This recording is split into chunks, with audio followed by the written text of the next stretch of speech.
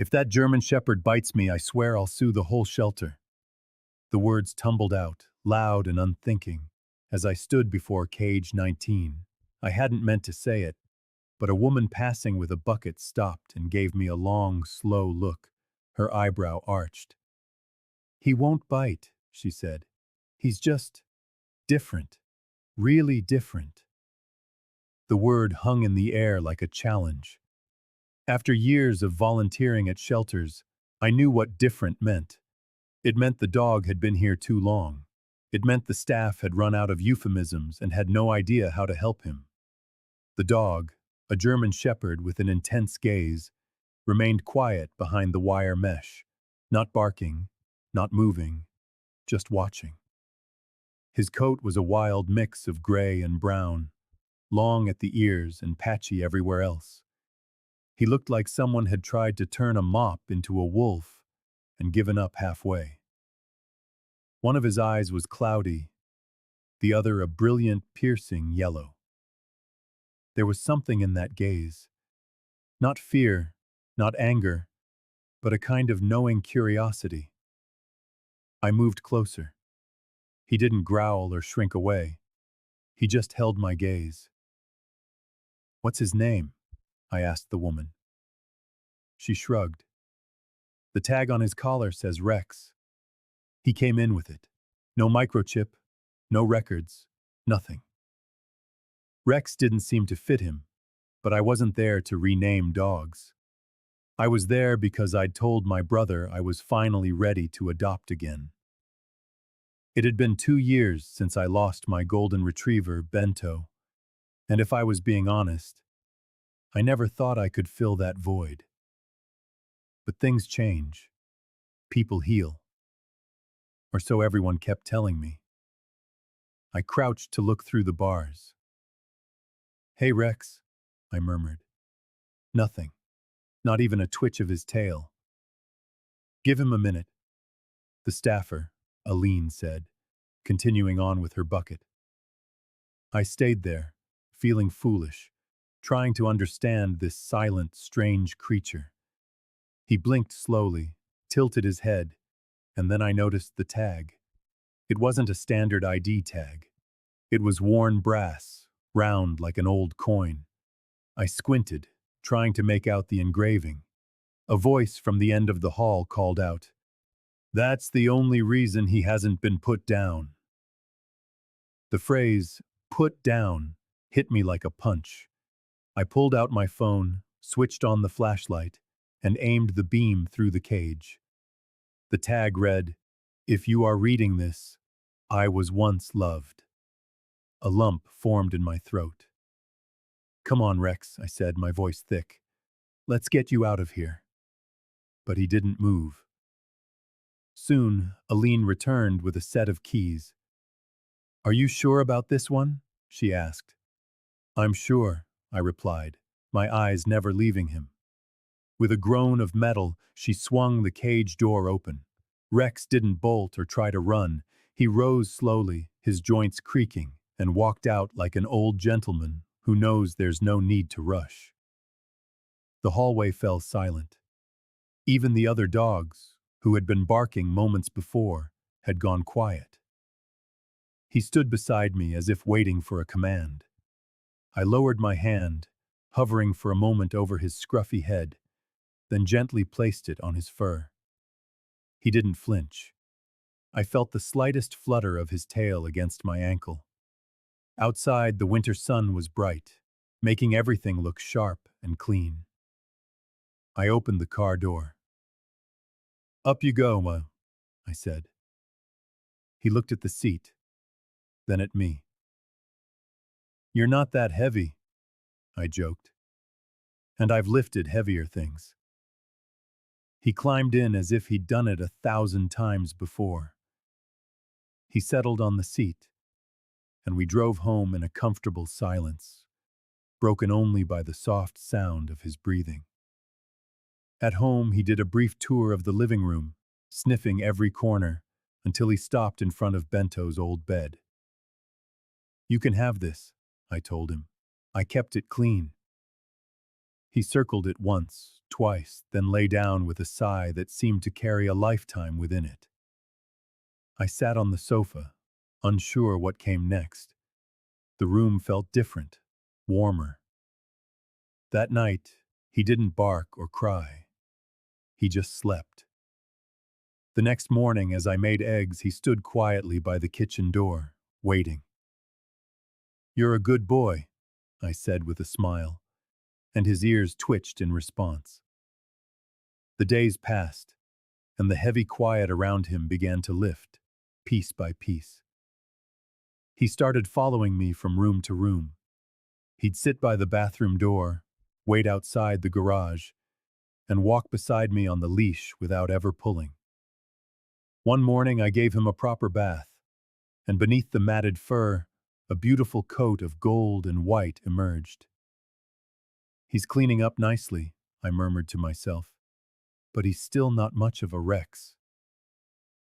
I took him to the vet, Dr. Fernanda, who ran her hands over him, checking his joints and teeth. "He's an old boy," she said. 10, maybe older. He's been through a lot, but he's as healthy as a senior dog can be." Senior, for sure. I started buying soft treats and joint supplements, and I watched as his steps grew steadier and his eyes brighter, though he still never barked. One evening, I was going through a box of Bento's old things, photos, notes from neighbors, and I found a worn tennis ball. I rolled it across the floor. Rex watched it go, then slowly walked over and nudged it back with his nose. For the first time in weeks, I let out a real laugh. His tail gave a proper wag, and he did it again. A week later, we were at the park. I sat on a bench with Rex beside me. A young couple walked by with a toddler holding an ice cream cone. The child tripped, dropped the cone, and started to wail. Rex stood up, walked over to the child, sat in front of her, and gently licked the fallen ice cream off the grass. The toddler stopped crying. Her mother smiled. "He has lovely manners." I nodded. "He has a heart of gold." That night, I took his collar off and held the tag in my hand, whispering, "If you are reading this, I was once loved, and you still are." He rested his head on my foot, and I stood there for a long time. The next morning, I called the shelter. I told them I wanted to pay the adoption fees for the next 3 senior dogs in Rex's name. The staffer, Marta, was quiet for a moment. "Someone loved him enough to leave that message," she said. "And now it's your turn." After a pause, she added, "We just got a 12-year-old beagle. No tag, no name. Do you think someone like you will come for him too?" "I hope so," I answered, and I meant it. That evening, as I sat on the porch with Rex, looking up at the stars, he slept beside me, one paw twitching in a dream. I ran my hand over his coat, feeling the old brass tag. Once loved, and loved again. And this was just the beginning. Rex let out a bark. It wasn't loud, more of a muffled woof that seemed to startle even him. He looked at me as if he'd just knocked something over and wasn't sure if he was in trouble. "You have a voice, Va," I said, putting my coffee aside. His ears twitched. "Took you long enough, huh?" It had been just over a month since I brought him home, and the silence that had wrapped around him like a heavy blanket was starting to fray. He would make small groans when he lay down, and let out soft huffs as he watched squirrels from the porch. And now, an actual attempt at a bark. I scratched under his chin. "You're getting the hang of it, aren't you?" He licked my wrist and walked to the window, resting a paw on the sill. The neighborhood was quiet. Snow still lined the sidewalks, the kind that seems to last forever. I watched his tail give a slow, steady wag. I'd never considered changing his name. Rex had just stuck. It wasn't the name I would have chosen, but he answered to it in his own quiet way. More importantly, he had started to answer to me. We fell into our routines. Morning walks to the mailbox, slow strolls around the cul-de-sac in the afternoon, quiet evenings on the couch. He seemed to enjoy nature documentaries, or maybe he just liked the sound of my voice as I commented on the television. Once a week, we went to the park. "All right, old man," I said, clipping on his leash. He trotted to the door with a little spring in his step, ready before I was. The car ride was quiet, as always. I would talk, and he would listen. At the park, Rex moved as if he owned the place, not with arrogance, but with a calm confidence. He sniffed every bush like he was greeting an old friend and gave polite nods to other dogs, though most ignored him. A small white poodle tried to rush him, but Rex let out a short, low growl, just enough to say, "Not interested." He knows his limits, I explained to an older man in a thick flannel shirt. Marcelo. "That's good," he smiled. "Most dogs his age are pushovers." Rex led me to our usual bench by the lake, where ducks huddled on the frozen water. He didn't sit right away, just stood staring out at the ice. "You used to come here, didn't you?" I asked softly. He didn't look at me, but his ears flickered, a silent confirmation. I pictured him younger, full of life, with fewer scars, maybe with a boy or a man by his side. That tag.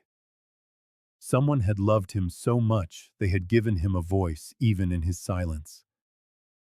I sat down, and eventually, Rex settled beside me, leaning against my leg until the chill started to seep through my coat. On the way back, I stopped at the small neighborhood hardware store, the kind with creaky floors and hand-painted signs. I needed some brackets for the porch steps and decided to see how Rex would handle it. "Stay," I said, cracking the window. He sat quietly. No barking, no whining. Inside, the owner, Joao, recognized me. "You're the one with that scruffy dog, right?" "That's me," I said. "He's special." I remembered what my niece, who volunteered at the shelter, had said once. "You saved his life." I just shrugged. He saved mine, too. Joao handed me the brackets and leaned over the counter. "You should come to our community event on Saturday. The seniors are bringing their adopted dogs for a little get-together. Just some chairs and coffee." He doesn't seem like a crowd guy, and neither do most of them. When I got back to the car, Rex was sitting tall, watching the door. "We have an invitation, buddy. How about we try being social this weekend?" He sneezed. I took that as a maybe. The house felt comfortably quiet. Not a heavy silence, but a peaceful pause, like the calm before the best part of a story. On Friday night, I gave Rex another bath and brushed him until he looked less like a walking cactus and more like a proper dog. His coat had grown softer since the day I found him, the thin patches filling in.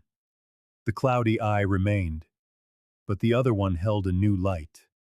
Confidence, maybe. Or hope. "Ready for Saturday?" I asked. He just licked his paw. Saturday morning dawned with frost on the windows and the distant rumble of salt trucks. I filled a thermos with coffee and grabbed an old blanket for our folding chairs. Rex hopped into the car like it was any other day. The get-together was in a corner of the park, near a recreation center.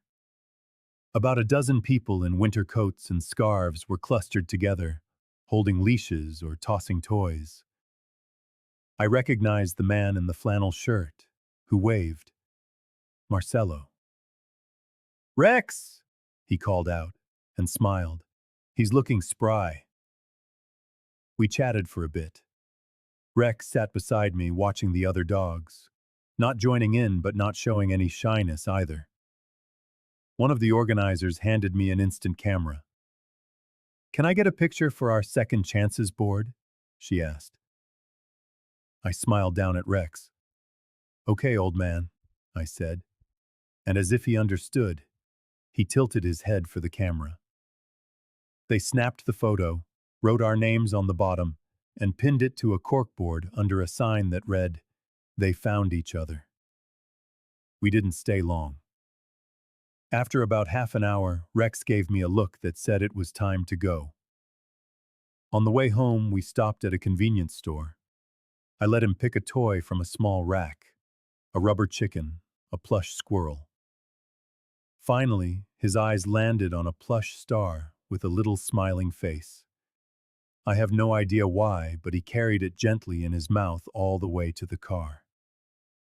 That night, he lay on the rug and chewed the star slowly, not with frantic energy, but as if he were savoring it. I poured myself a drink and sat on the floor beside him. "You know," I said, "you could have ended up anywhere. And look at us." He paused, looked at me, dropped the toy, and for the very first time, rested his head in my lap. I stayed perfectly still, not wanting to break the spell. We sat like that until the ice in my glass melted. Sunday morning, I woke up far too early. Rex was still curled up asleep in Bento's old bed.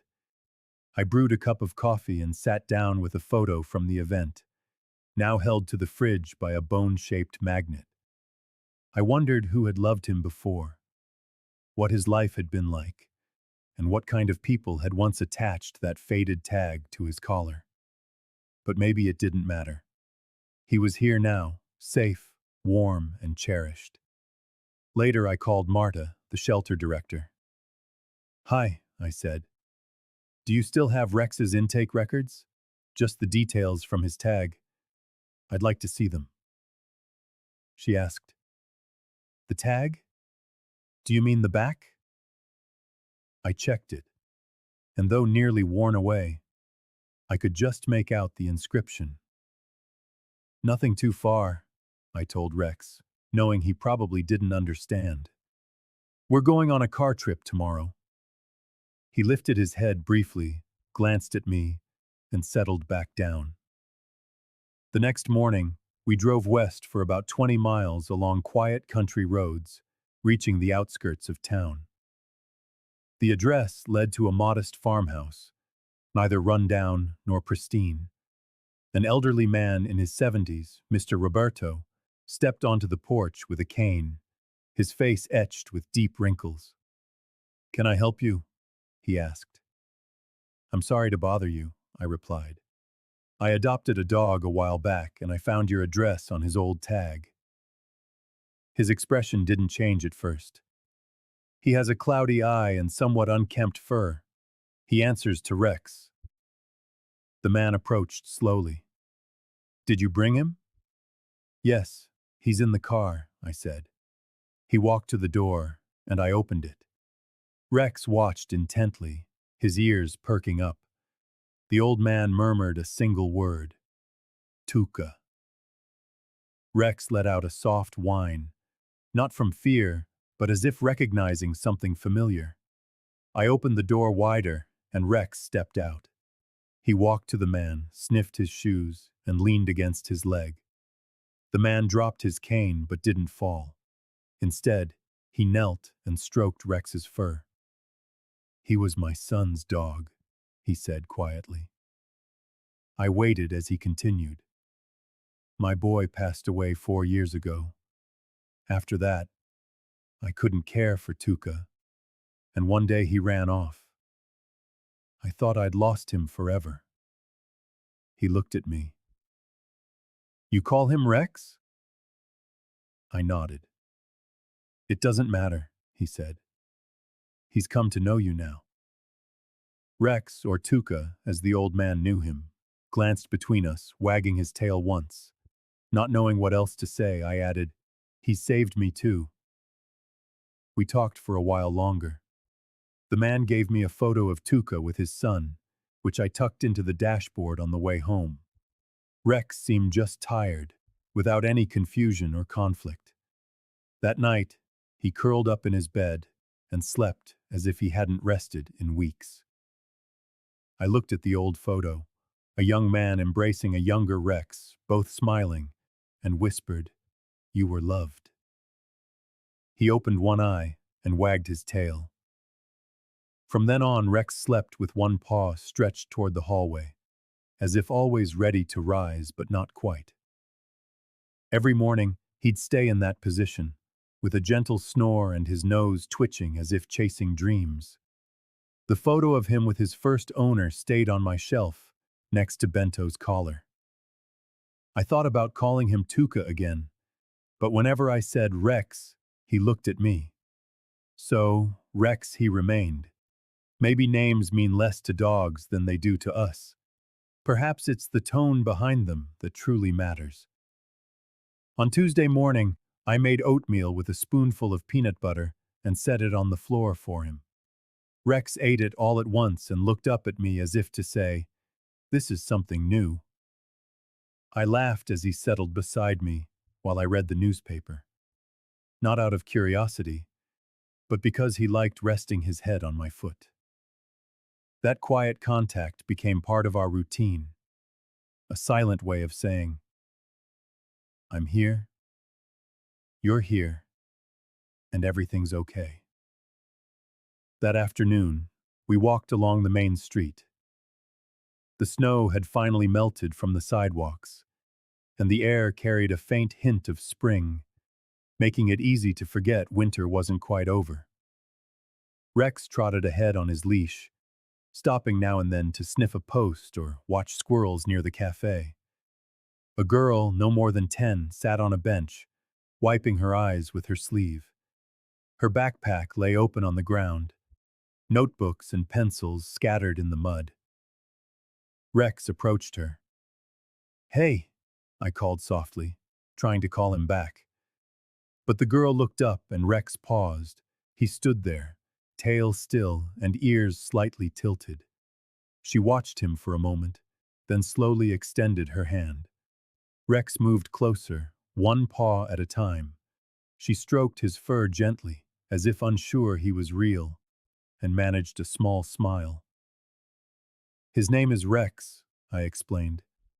She didn't say anything, just kept petting him. After a while, she looked at me and said, "He's not afraid of me at all." I replied, "Dogs usually don't like me. My mom says I move too fast, but Rex is calm. He likes the quiet and knows how to stay still." She smiled again. "I like being quiet too, even if people think otherwise." We stayed there in silence until a woman hurried around the corner, her face pale with worry. "Emily!" she called. Emily looked up. "I'm here!" The woman rushed over, her eyes darting between me and Rex. "I've been looking everywhere. Are you okay?" Emily nodded. "I was just with the dog." The woman knelt and hugged her. "He's friendly," I said. She nodded, glancing at Rex. Sometimes Emily gets overwhelmed and needs to step away. Emily gave Rex one last ear scratch and said, "Bye, Rex." He wagged his tail once as they walked away. I felt Rex lean against my leg and murmured, "You're a therapy dog, whether you like it or not." That night, I did something I hadn't in years. I opened an old chest in the garage. It was Bento's box, filled with leashes, balls, drawings from my nieces, and a yellow raincoat that never fit any dog quite right. Inside, I found a worn vest, the one he wore when we visited nursing homes, back when volunteering made me feel useful. Rex followed me in and settled beside the box. "Ever think about getting a job?" I asked. He sniffed the vest without chewing, just staying put. That night, I looked up a local therapy dog program. They had orientations every 2 months. I filled out a form but didn't send it, just saved it as a draft. The following days passed with our usual routine: morning walks, coffee, and quiet afternoons on the porch. I noticed Rex sometimes stopped in front of houses with wind chimes, tilting his head until the sound faded. On Saturday morning, I took him to the park again. We passed the same bench by the lake. He sniffed it, circled once, and kept going, clearly wanting to lead. I let him, and we reached a small wooden bridge over a stream at the trail's end, a spot I rarely visited because it was so peaceful and remote. Rex stepped onto the bridge, stopped to look at the water, and let out a short, clear bark, the first real one I'd heard from him. I stood beside him and saw a duck floating below, probably late for migration. Rex stared at it as if challenging it, and I couldn't help but laugh. "You've still got plenty of energy," I said. We sat on a nearby bench with a plaque that read, "For those who know how to wait." Rex lay at my feet as I sipped my coffee. A gentle breeze carried the scent of pine, and an older man in workout clothes passed by slowly, eyeing Rex. "Is that your dog?" he asked. "Yes, he is. It seems like he's brought a bit of life back," I replied. The man waved and continued on his way. On Sunday evening, there was a knock at the door. A teenage boy, about 16, stood there with nervous eyes, holding a brown envelope. "Are you the one with the dog, Rex?" he asked. "Yes, that's me. My grandfather said you stopped by last week. He mentioned the dog that was his son's." I nodded. "He left this for you. I think it should be yours." The boy handed me the envelope and left quickly. Inside was a handwritten letter in neat script. He wrote about his son, how they used to visit the same park, and how Rex, or Tuca as he was once called, waited every evening at 5, tail wagging no matter the weather. He confessed, "When I lost my son, I couldn't bear the thought of losing the dog too. I made a mistake and let him go." It ended with a simple line: "Thank you for making this old dog believe again." I folded the letter and placed it in the box with the photo. Rex nudged my elbow, and I stroked his ears.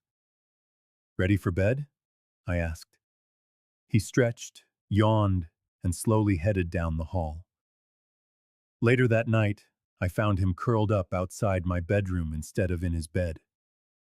Maybe it was the letter, the memories, or just the wind rustling the trees. But I felt a subtle peace settle in. Not a full closure, but something transformative. The next morning, I opened that saved email draft and sent it. Rex's second chapter was about to begin. The winter chill still lingered as we headed to our first therapy dog orientation. The community center was tucked between a post office and an insurance agency in a quiet neighborhood.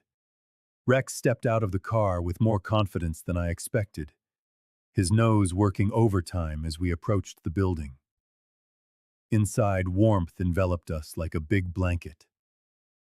Folding chairs lined the walls, a coffee machine hummed in the corner, and a half-dozen senior dogs rested at their owner's feet. Rex wandered as if visiting old friends, pausing to sniff an elderly pug that gave a timid tail wag. A silver-haired woman with red glasses greeted us with a clipboard. "You must be Rex," she said. I smiled. "I think today I'm just the driver." She laughed and handed me a form. "This is informal. We just want to see how he responds to stimulation. It'll be fine." Rex settled beside me, calm and alert. When a stack of pamphlets fell and scattered across the floor, he didn't flinch, just watched. Over the next hour, we went through various stations. At one, a vacuum ran at low volume, and Rex passed by without a glance. At another, a child-sized doll in a wheelchair simulated interactions, and Rex approached, sat, and gently rested his chin on the armrest. "Look at that. You've got a natural," the woman said. "Did you have to train him?" "No," I replied. "He trained me." At the end, we received a pamphlet and a list of visit locations: nursing homes, libraries, support groups. I thanked the team and led Rex back to the car. "I think you're officially semi-retired now," I joked. "Time to give back, huh?" He gave a brief bark, not loud, but clear. Our first visit was scheduled for the following Thursday. I chose the library, where they had a reading program for kids with anxiety or speech difficulties. The idea was simple: kids read to the therapy dogs without fear of judgment. Rex had never been around groups of children, not even with Emily, but I believed if the moment was right, he'd handle it. That morning I brushed Rex until his fur shone, and the night before I'd given him a bath, though I knew he hated it. I fastened the soft blue vest they provided, with white letters reading "Therapy Dog in Training." At the library, we were directed to a colorful corner with beanbags and shelves full of illustrated books about dogs. A boy named Kaio was the first to sit in front of us, his book trembling slightly in his hands. Rex lay down with his head near the boy's shoes, his tail wagging occasionally. Kaio glanced at Rex and began reading softly. Rex blinked slowly as Kaio stumbled over words. I stayed silent, and Rex didn't move. By the end of the session, Kaio had read 5 full pages without corrections and smiled as he closed the book. "I think he really listened," Kaio said. "I'm sure he did," I replied. In the weeks that followed, we returned regularly, with different kids, different books, but always with Rex's quiet presence. He didn't perform tricks or wag his tail often. He just stayed there, serene and steady. Soon, word spread. One day, a newspaper photographer arrived to take pictures for a story on local volunteers. "Of course," I said, "as long as the flash doesn't bother him." The next day, a picture of Rex was on the front page of the paper. "Old dog, new tricks. How a German Shepherd is changing lives." Even the mailman chuckled as he handed me the paper. "You're becoming a celebrity." I framed the article. Rex gave it a single, unenthusiastic sniff. We added a nursing home to our visiting route. Wednesdays at Maple Pine Senior Living. Rex would walk through the common room like a mayor on his rounds, accepting pats and greetings. But there was always one special resident, a man named George, who sat by the window and rarely spoke. Rex would station himself beside him, rest his head on the man's leg, and stay there for the entire visit, perfectly still and silent. One day I overheard a nurse whisper, "He hasn't let anyone get that close in months." The following week, George simply said, "Thank you." I didn't know if he meant it for me or for Rex, but it felt like a turning point. Rex became a fixture in the neighborhood. Children waved to him from the school bus. Shopkeepers asked after him, and the baker's wife set aside a small bag of his favorite biscuits every Friday, homemade with oats and pumpkin. At home, Rex remained that same serene presence. He'd sit with me on the porch, watching the clouds drift by, his ears twitching with every breeze. One evening, I rediscovered an old guitar in the closet and strummed a few notes. Rex lay down beside me, listening as I fumbled with the strings. One Sunday, my brother came over with his kids, a whirlwind of noise and energy, throwing a foam ball in the backyard. "Will Rex be okay with this?" he asked. "We'll see," I said. The children ran in circles and Rex stood in the middle just watching. When the youngest tripped and scraped his knee, Rex was the first one there, gently nudging the boy's arm with his nose until the tears stopped. "That dog of yours has a huge heart," my brother remarked. "Yeah," I said. "He borrowed it from someone, and now he's sharing it." That night, for the first time, Rex slept at the foot of my bed, staying there until morning. The next week, we returned to the shelter, not as an adopter, but as a volunteer for a program that paired seniors with senior dogs. Rex walked the shelter halls with me, pausing now and then to sniff or give a quiet nod to a timid mutt behind a fence. He stopped at a kennel where a Labrador named Margarita, with sad but kind eyes, had been overlooked for days. "No one's even looked at Margarita in months," a volunteer told me. Rex sat in front of her kennel and didn't move, as if to say that someone, right here, cared. The following week, Margarita found a home with a retired gentleman named Tomas, who had moved into a retirement community and missed the sound of paws on the floor. Rex was there when Tomas came to pick her up.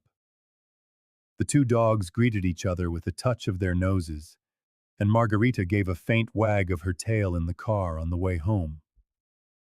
I reached down and scratched Rex behind his ears. "You're playing matchmaker, aren't you?" I joked. He let out a contented sigh. Summer arrived, dusting the porch with pollen. Rex took to lying in the shade beneath the old oak tree in the backyard. I'd mow the lawn while he watched calmly, never barking, just observing. One day, I received a letter from the library. Inside was a crayon drawing of Rex next to a stick figure with the caption, "Me and my reading buddy," signed by Kaio. I put the drawing on the fridge, next to a photo from the senior center. Some nights I'd see Rex gazing out the window, his ears alert, but his body still. I'd sit beside him in the silence, letting him watch the world. I stopped worrying about how much time he had left with me, or what would come next, because each day felt complete. It was simple, without frills, but full of meaning. He was a dog who had been passed over by every family until an old brass tag changed everything. And now he was changing everyone else's life. Rex had a way of making strangers feel like neighbors, not with grand gestures or tricks, and with barely a bark, but with a presence that made people pause, look twice and find their hearts softening just a little. That's a rare gift in a world that never stops running. It had been nearly 4 months since I found him in Kennel 19, and our days had settled into a comforting rhythm. Mornings were slow, with my coffee and his soft treats. Rex no longer followed me from room to room as if afraid I'd disappear. He just waited, his eyes half closed, his tail giving a gentle thump when I came near. Our therapy visits became landmarks on the calendar. Mondays were for the library, Wednesdays for Maple Pines, and soon, Fridays would be for the Veterans Center downtown. New territory for us. The first day we walked into the hall, Rex settled himself and looked around as if he already knew the place. An older gentleman named Hugo met us at the door. He had a deep voice, a slight limp, and wore a worn-out jacket like a second skin. "So, you're the famous Rex?" he asked, crouching down slowly. Rex met his hand, touching his nose to Hugo's palm. "He's so calm," Hugo said. "Some of the guys in here haven't felt calm in years." The center smelled of coffee and old leather, with a few men dozing in armchairs in front of a silent television. A bearded young man was playing solitaire at a corner table, and when Rex ambled over, he just looked up, saying nothing. After a few minutes, Hugo asked, "Are you here to listen or to judge?" Rex blinked. "Good," Hugo said. "Me too." When we left, the staff was already asking when we'd be back. "We'll be back every Friday until you tell us not to," I said, and Rex gave one slow wag, as if sealing the deal. At home, the garden needed tending. The summer had started wet, and the lawn was a vibrant green I hadn't seen in years. I spent most of one Saturday pulling weeds while Rex rested in the shade of the shed like an old farmer surveying his land. A neighbor, a young college student named Lucas, who had just finished his freshman year, came over and asked if he could pet him. "Sure, just go slow," I told him. Lucas knelt beside Rex, who lifted his head for a brief sniff. "He doesn't even flinch," Lucas said. "I wish I could be this calm." He talked for a while about finals and not knowing what to major in, while Rex's still presence seemed to make the conversation feel safer, as if to say, it's okay not to have all the answers. After Lucas left, I sat on the steps. "You're like a magnet, Rex. You pull the truth out of people." He gave a soft grunt and stretched out on the warm concrete. On Sunday morning, a gentle rain drummed on the roof, making the air smell of wet earth. Rex didn't stir until noon, and I joined him on the couch with a book that had been sitting on my table for weeks. He curled up beside me and was asleep before I finished the second chapter. That afternoon, I was rummaging through some old boxes in the attic, not looking for anything in particular, just tidying up. That's when I found an album titled North Mountain Cabin, with photos from years ago, me, my brother, my father, and Bento, still a puppy, bounding through the snow like he was chasing clouds. There was one shot of him lying before the fireplace, tongue out, eyes half closed. I brought the album downstairs and showed it to Rex. "This was Bento," I said, tapping the page. Rex sniffed the picture and then rested his chin on the open book. The next morning, I called my brother. "You think the cabin's still standing?" I asked. "It was last we checked," he said. "I'm thinking of taking Rex up there. Might do him some good. It's a long trail, though." "He can handle it," I said. I packed a light bag, a few cans of food, blankets, and Rex's travel bed. The weather was clear, and the road, though narrow, was in good shape. We set off at dawn, winding our way down back roads that grew smaller with every mile. By noon, we reached the trailhead. I parked the car, clipped on Rex's leash, and gestured toward the path. "Ready to see something new?" I asked. He sniffed the air and led the way. The hike was slow and steady. We stopped often, not because Rex was tired, he seemed to thrive in the crisp air, but because my knees weren't what they used to be. But we made it. The cabin was still standing, tucked back in the trees, its wood faded to a soft gray, the screen door creaking with the same old song. Inside, dust covered everything, but the old place was solid. Rex explored every corner.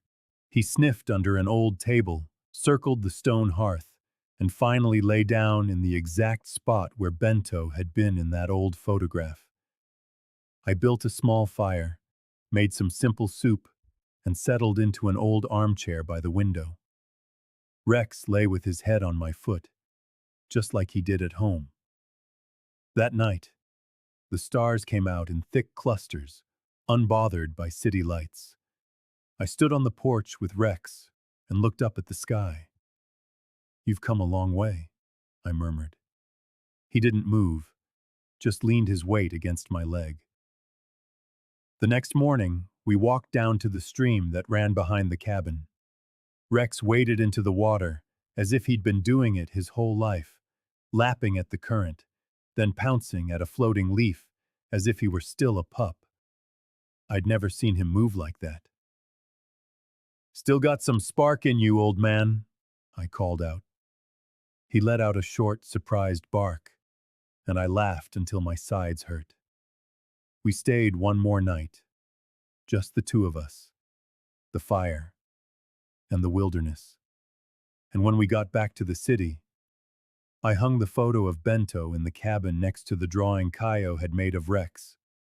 Different dogs, different times, but the same feeling of home. That week at Maple Pines, George greeted us with a new cushion for his chair.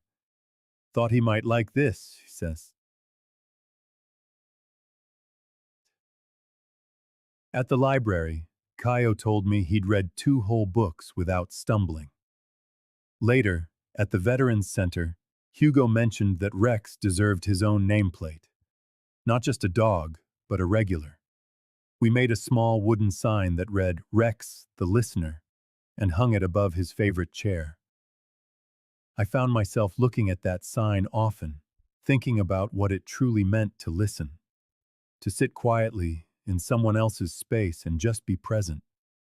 It wasn't easy, but Rex made it look as natural as breathing. More and more people were drawn to him. The ones who rarely spoke, the ones who hadn't been noticed in a long time. And Rex was always there, steady and waiting. When July arrived with its heavy air and lazy afternoons, Rex had become a permanent neighborhood landmark. I couldn't walk him down the main street without someone stopping to pet him, to thank him, or to ask if he remembered their kid from the library. He would look at them with that calm gaze, one ear cocked, as if to say, "I never forget what's important." That week, I even put a little sign on the porch railing, "Rex's Stop." It was just a scrap of wood I'd carved with a pocket knife, hung with twine next to a bucket of biscuits and another of fresh water. I didn't expect much, but before long, neighbors started stopping by with their dogs. Rex would sit at the top of the steps, observing the newcomers like a gracious innkeeper. One morning, a woman in a sun hat appeared with a little terrier named Milo. She sat on the bottom step while Milo paced the yard. Rex stayed on the porch, his head resting on his paws, his eyes half closed. "I think he knows we're not just here for the water," she said softly. I nodded. "My husband passed last month, and Milo here won't leave my side, but he's so restless. I thought maybe a new friend, a new place would help." Rex stood up and walked down the steps with his usual measured pace. He greeted Milo with a single sniff and then lay down beside him. The little terrier curled up against him, as if it had always been part of the plan. "That's his way of saying it's okay," I said. She just wiped away a tear and smiled. The following weeks blurred into a mix of visits, porch friends, and gardening. The days felt full in a way I couldn't quite explain. Rex had found his rhythm, and I was just trying to keep up. One Wednesday at Maple Pines, George handed me an envelope. Inside was a therapy dog bingo card. Each square had a task: make someone smile, stay quiet for 5 minutes, listen to a memory, accept a treat without dropping a crumb. I laughed and asked, "Who made this?" George pointed to a small group at a puzzle table. "We did. Rex has already filled 4 squares in one visit." I pinned the card to the refrigerator. Each checked-off square felt like its own little story. At the library, Kaio showed up with a new haircut and a different book. He read with a new confidence, only looking up at Rex when he stumbled on a difficult word. "He's like a statue when I talk, isn't he?" Kaio asked. "No," I replied. "He's not a statue. He's a rock. Steady. You can lean on him." "Hold still so you can sink into the story," I replied. Kaio smiled and said, "I like that. I'm going to write it down." Later, at the Veterans Center, Hugo had taken to calling Rex the doctor with a kind of special reverence. One afternoon, after a long session, Hugo pulled me aside. "You know what Rex does?" he said. He helps you remember the good things without letting the bad overshadow them. That's rare. Nobody has that kind of peace and quiet these days. On the way home, I glanced over at Rex dozing in the passenger seat, his head bobbing with every bump in the road. "You're the talk of the town, you know," I said. "People are even giving you nicknames." He let out a sleepy groan. That Friday, a small local radio station called. "Someone recommended Rex for a story on therapy animals," they said. "We'd love to feature him as a local hero." I was hesitant, but I agreed. They came to the house with a microphone and a camera. Rex settled into his favorite spot by the window, while I answered questions about his adoption, our visits, the old brass tag, and all the lives he'd touched without even realizing it. When the host asked, "What do you think he remembers from his past?" I looked at Rex and answered, "I think he remembers enough. Enough to be patient, to know when to stay, and to understand what pain looks like, even when no one says a word." The story aired that weekend. People I didn't even know started waving to us on our walks, and a bakery in the next town over sent a tin of peanut butter biscuits with a note, "For the town's quietest hero." Rex sniffed one of the bones, picked it up gently, and carried it over to his bed. One evening, I got a call from the shelter where I'd found him. The director, Martha, had a warmth in her voice. "We've had 3 senior dogs adopted this month, all thanks to Rex's story," she said. "That's wonderful to hear," I told her. "Well, there's still one left. Jasper, 11 years old, a bit of a grumbler. We're coming to get him Saturday morning." Rex and I drove to the shelter. The place felt different now. Cage 19 was empty and clean. A small plaque on the door read, "Rex, adopted and loved." Down in Kennel 7, Jasper, with his one crooked ear and a bark that could rattle the glass, looked every bit as grumpy as he was proud. Rex approached, tail low and body relaxed, and Jasper barked. Rex simply sat down. After a moment, Jasper settled down too. The shelter staff stared, mouths agape. "I've never seen him so calm," one of them whispered. I filled out the paperwork myself. Jasper wasn't for me, but I knew someone, a retired mechanic named Tomas, who missed the sound of paws on his floorboards. The next day, when Tomas met Jasper, Rex was there. The 2 dogs sniffed, circled, and finally lay down side by side, looking out the same window. "I think they'll be good for each other," Tomas said. "They already are," I replied. At home, Rex was unchanged. He slept in Bento's old bed. He sat at my feet while I drank my coffee and watched the world through the window, his ears twitching at sounds only he could hear. One afternoon, I opened a new notebook and began to write. Not big stories, just little observations, quotes, and moments. Rex's journal. The first page read, "Today, Rex sat with a crying boy until the tears stopped." Page 4. George at Maple Pines made Rex a birthday card. Rex sniffed it 3 times and then lay on it like a pillow. Page 7. A woman said Rex's silence gave her the courage to speak. By the end of July, I had a dozen entries. I didn't know what I would do with them. Maybe nothing. Maybe everything. But they served as a reminder that small gestures can change a day, and that Rex, without even trying, was changing lives. Mine included. August arrived with a heat that clung to your clothes and left the streets eerily still. Rex took to sleeping under the porch after breakfast, where the packed earth stayed cool and the breeze was a polite visitor. I'd bring him a bowl of water and sit on the top step with a book, pretending to read while I watched his ears flicker as bees drifted by. It was time for his annual checkup, a visit I'd promised him when I first brought him home. I called ahead, and they gave us a quiet appointment slot. No loud children, no other animals, just the way Rex preferred.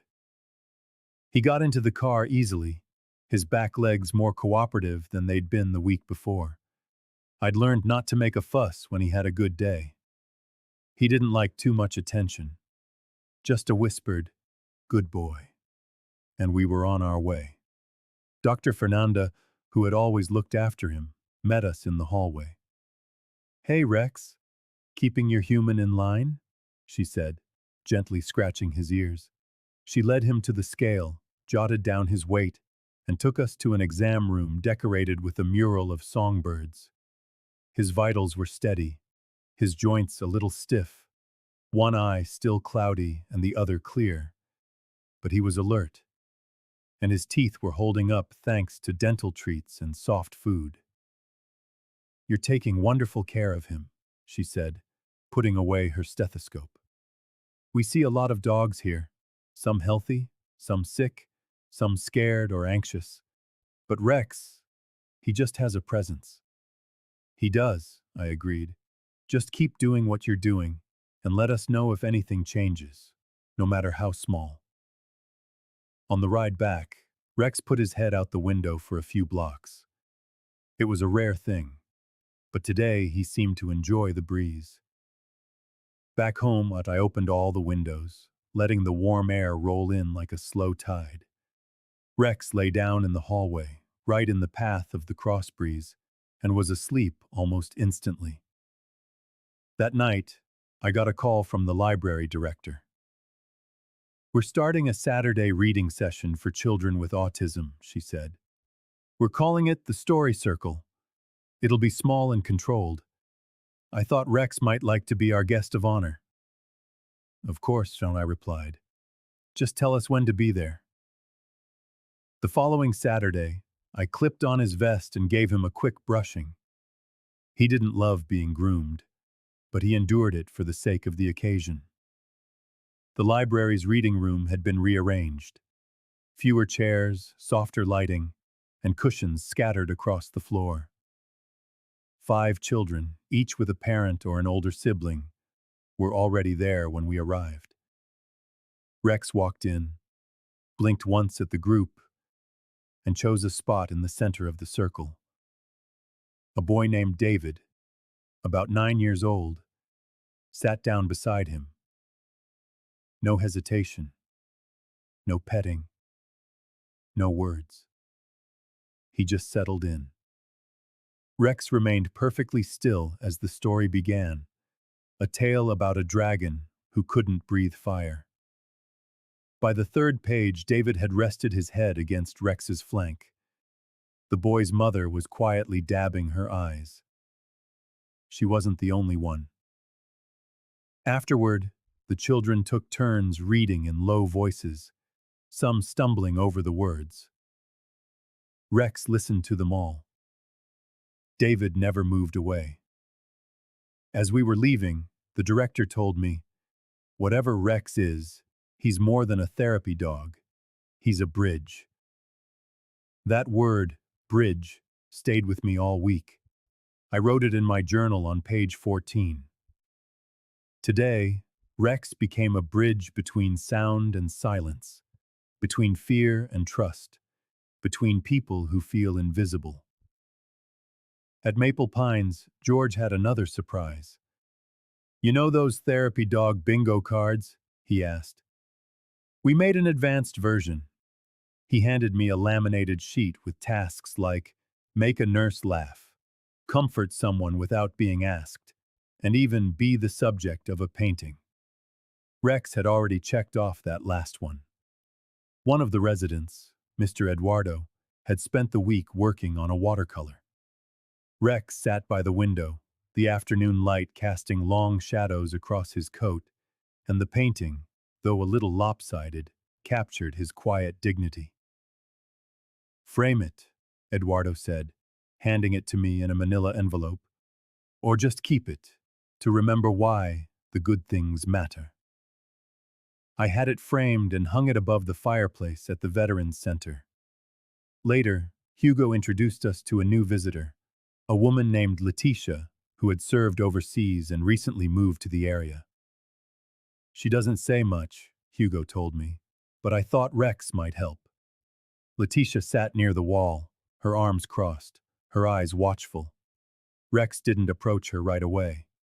He simply stood there, giving her space. After 10 minutes, then 20, she finally stood up, walked over to him, and sat cross-legged on the floor beside him. Without a word, she rested her palm on his back, and Rex leaned into her touch. On the way home, I commented, "You're getting good at this, aren't you?"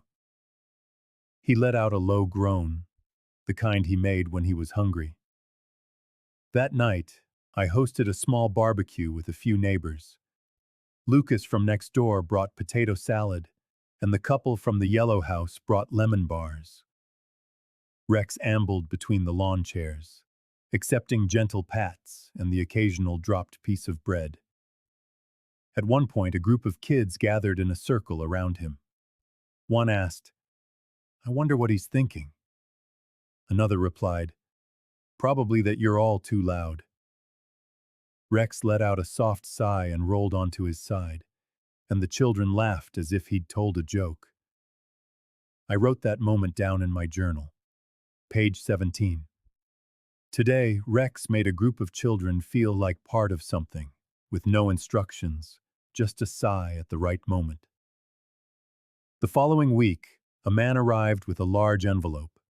Inside was a certificate from the Therapy Dog Association, with Rex's picture, a shiny seal, and the words, "Officially Certified Therapy Dog."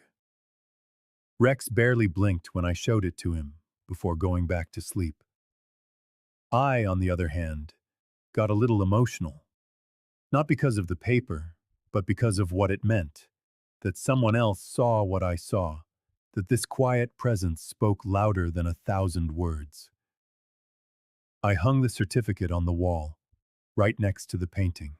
Our little Rex corner was growing. October arrived on a cool breath, bringing with it fallen leaves and the distant smell of wood smoke. Rex started a new habit. Sitting by the back door in the late afternoon, not barking or scratching, just waiting with the kind of patience only old dogs possess. When I'd open it, he would walk to the edge of the yard, lie down, and watch the trees shift from green to gold. I started leaving a blanket on the porch swing, not just for me, but because Rex liked to lean against it when the chill set in after sunset. Together, we'd watch the lights in the houses blink on, one by one. At the Veterans Center, Hugo introduced a group of college students doing community service. Most of them didn't know what to expect. They'd seen therapy dogs on social media, but rarely in person. Rex sat near the opposite wall while a few of the students hesitated to take a seat. A girl named Larissa pulled an instant photo from her pocket. After a while, she showed it to Rex. "He looked just like you," she said, holding out a picture of a dog that, while different, carried the same gentle spirit. Rex patted over, sat, and touched his nose to the photo. Larissa let out a long breath, as if releasing a weight she had carried for years. "He doesn't speak," I told her, "but he knows how to say what matters." That night, I wrote in the journal on page 42, "Today, Rex reminded someone that you can remember without breaking." Soon, word spread further. Families from neighboring towns started showing up. A boy named Arthur drove an hour every week just to read his favorite dinosaur book to Rex. "He won't read for me," his mother said with a smile. "But this dog gets 3 whole chapters." Rex would absorb every word without blinking. Arthur would lie with the book spread open, his voice rising and falling with excitement, while Rex rested his head on his paws or nudged the pages with his nose. When the boy stayed late, The librarians would print out a picture of the two of them and pin it to a bulletin board with a handwritten caption, "My best reading buddy." That weekend, Rex and I took a short trip to a nearby lake where a family friend had a cabin, mostly unused at that time of year. I packed a cooler, a sleeping bag, and Rex's favorite blanket, the one that smelled like our porch. The lake was still, with leaves floating on the surface like painted coins. Rex stood at the water's edge for a long time, just sniffing the air. Then he walked slowly to a patch of pine needles and lay down. I did a little fishing, a little reading, and cooked a simple meal over a small fire. Rex didn't move much, but his ears twitched with every squirrel, every falling twig, every sound the wilderness made.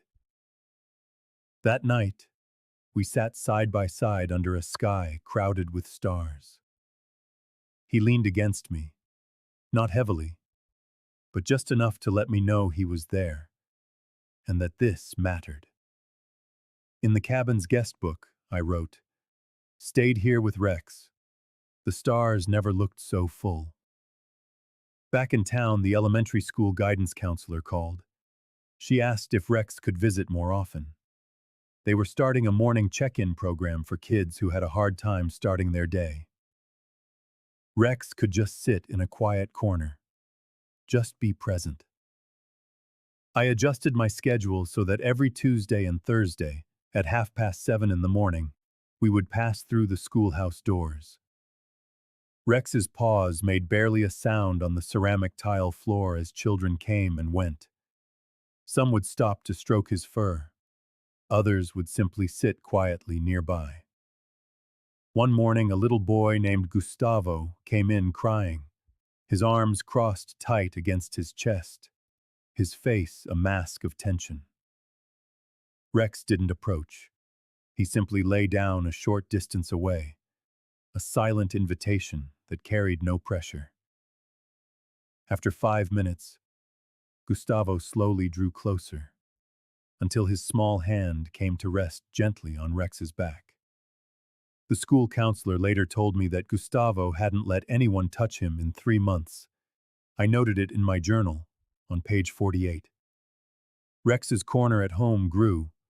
It now held a shelf with keepsakes from maple pines, hand-knitted blankets, children's drawings, and even a small origami dog with a caption that read, "Rex, you make mornings better." I spent a lot of time there, not just admiring the tokens, but remembering everything Rex had so silently built.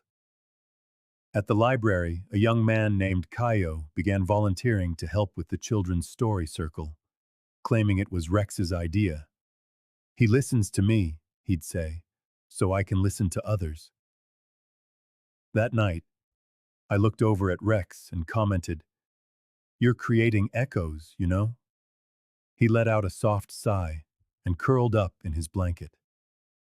In mid-October, I received a call from a woman named Claudia. She led a grief support group that met twice a month at a community center. Someone had told her about Rex. "We don't need him to do anything special," Claudia said. "Just be present." We went to the meeting that Thursday. The atmosphere was hushed and warm, filled with the soft scrape of chairs and the rustle of tissues being passed around. Rex chose a corner and lay down. No one rushed to him, but by the end of the session, 3 people had moved to sit on the floor nearby. One rested a hand on him in silence. Another wept softly while he remained perfectly still. Afterward, Claudia touched my arm and said, "Sometimes you don't even need a hug to feel held. Rex proves that." I wrote her words down on page 53 of my journal. At home, Rex seemed more pensive. Not tired, just calmer. He would watch things for longer, spending more time at the window that faced the neighbor's oak tree. Once I saw him staring at a squirrel for 5 full minutes, completely motionless. "Making peace with nature?" I asked. His ear twitched. but he didn't look away. When Halloween arrived, I never dressed him in a costume.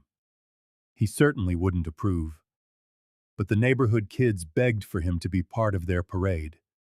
So, I tied an orange ribbon to his collar and let him sit on the porch as the children, draped in capes and paper masks, came by to greet him. One little boy dressed as a pirate offered him a plastic gold coin. Rex took it as if it were the greatest of treasures, carried it to his bed, dropped it, and returned to the porch as if nothing had happened. The next morning, I found the coin in his food bowl, a gesture of sharing, as I noted on page 57.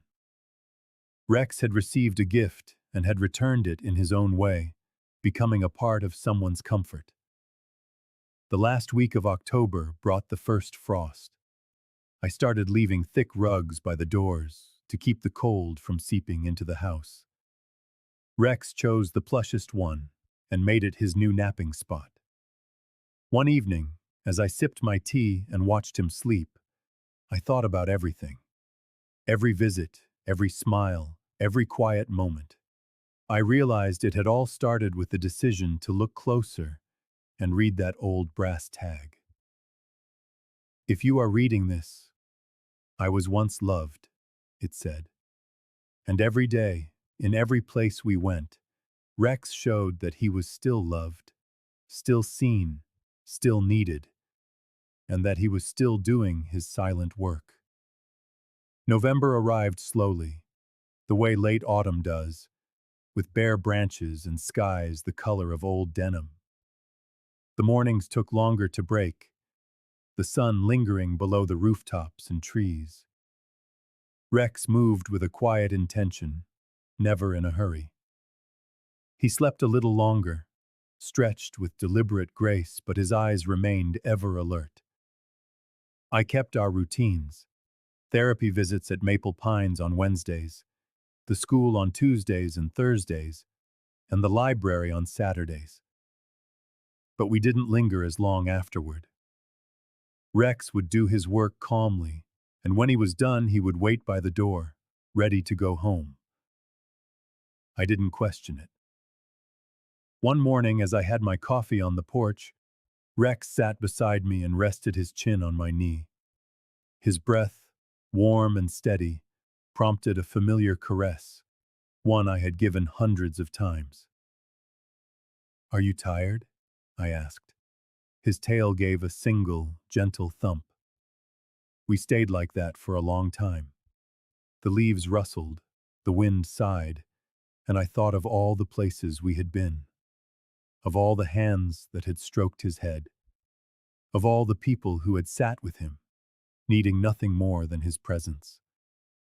My journal was nearly full, 60 pages, each one holding a sacred memory, a spoken word, a moment too important to let time erase. Page 60 read, "Rex is not just a dog. He is a refuge for those who don't know where else to go." That week, the school counselor called to say that Gustavo had asked if Rex would be back after the holidays. He wanted to make him a Christmas card. "He'll be there," I promised. Later, I received a letter from the local Animal Welfare Society, honoring Rex with a Community Service Award. It was mostly symbolic, a certificate and a small ceremony, but we were invited to attend.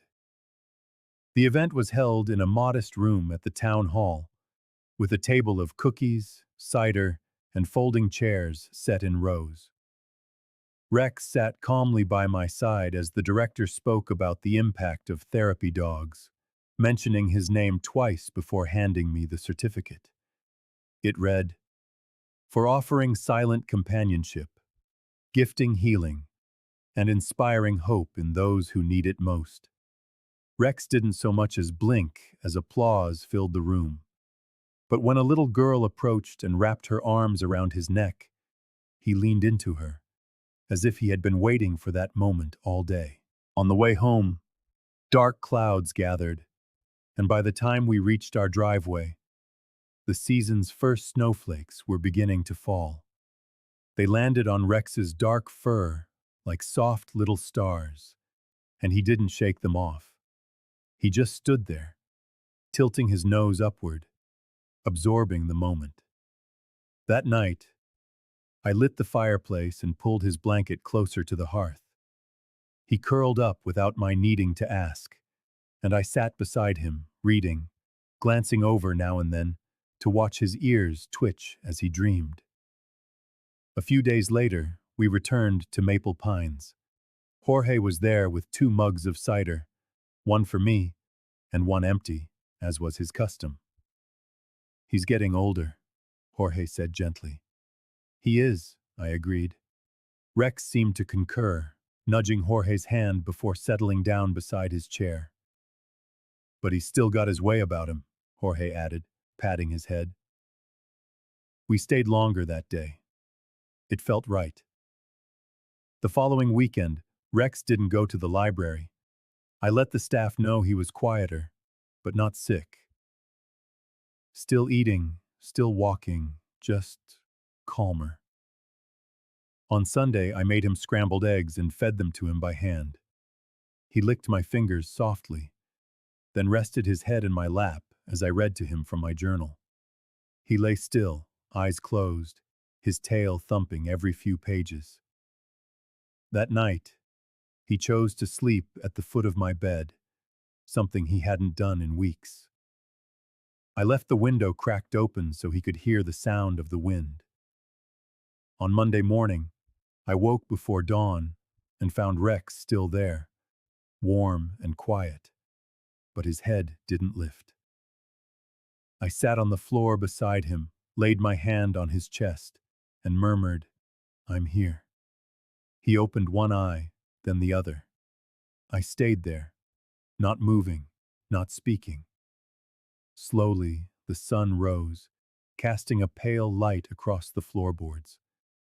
Rex let out a long, slow breath, then another, until he was completely still. No sound, no movement. I didn't cry right away. I just sat there, my hand on his side, absorbing the finality of the moment.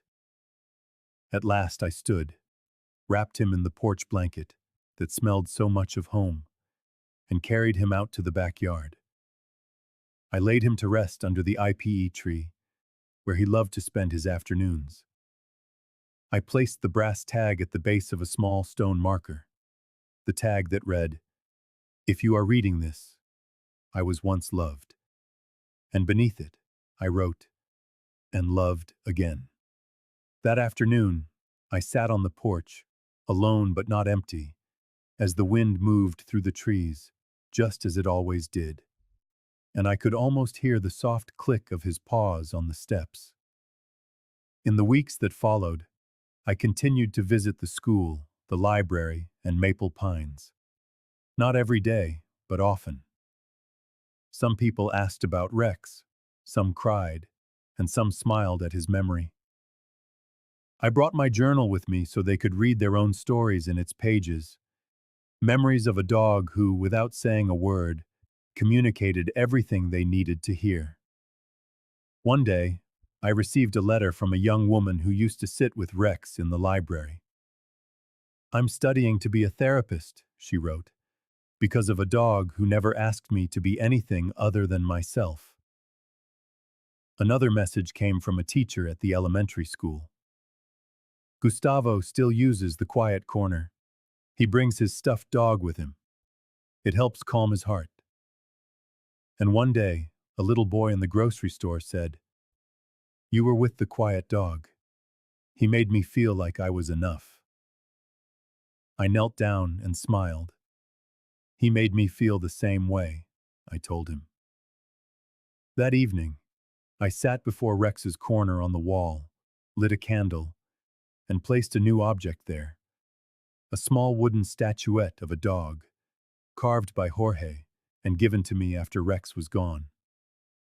And then I opened a new journal. On the first page I wrote, "Rex didn't just change lives. He connected them, reminding us that the quietest presence can be the strongest kind of love. For a brief moment, the wind rustled the leaves outside, and I could have sworn I heard the gentle thump, thump, thump of a tail.